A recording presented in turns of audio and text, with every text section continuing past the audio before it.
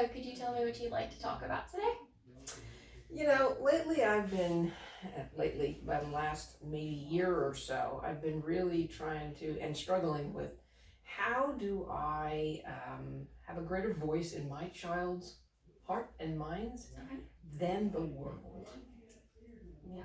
They are, they're about your age, anywhere from 20 to 25, Okay. and they are living in a world filled with social media Yeah. and even their peer groups, and many of whom are not living rightly or even living with the Lord or walking with the Lord. And so, you have just all these different places where they are being influenced. Their friends, their social media, the world, the news, everything. And it seems overwhelming, like the voices that are speaking into them are far more numerous and far louder Mm-hmm. than what they get from me. They've all moved out now, so I'm really like an intermittent voice in their life, whereas they're steeped in the world each day and every day. Constant sort of. So it's just, it burdens me a bit to try and figure out how can I have a greater voice in their life. Obviously, prayer is a big part of that.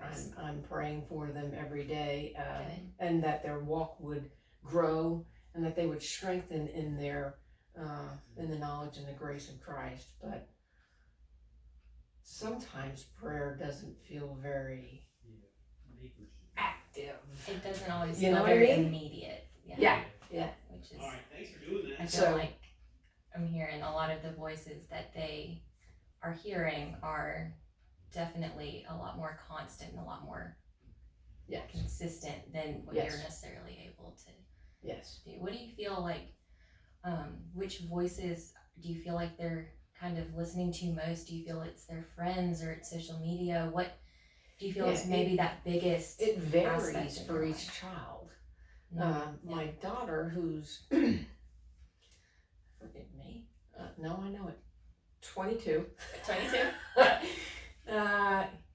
She's a little more plugged into social media than the other two are. The other two actually aren't plugged into social media. They are boring. So that's a good thing. I mean, yeah, I can definitely see some benefits there.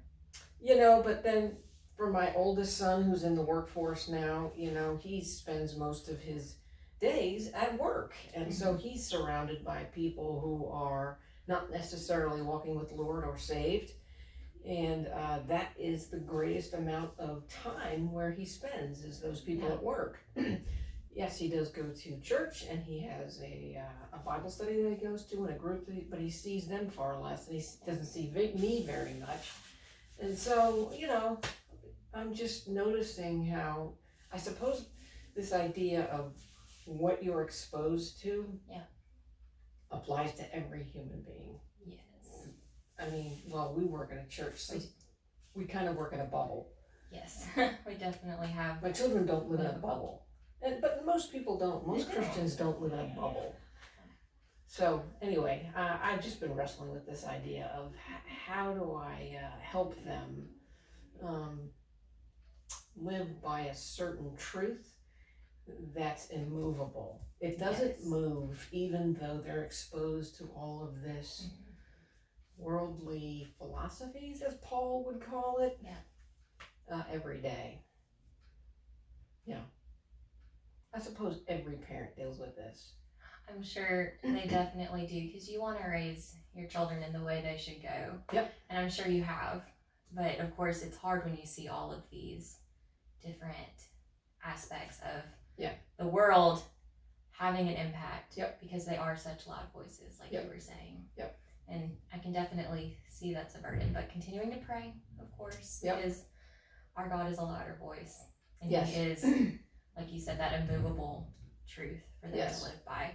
They'll be able to take that into their life, and so they can start to be their own voice, regardless of the voices that they're getting.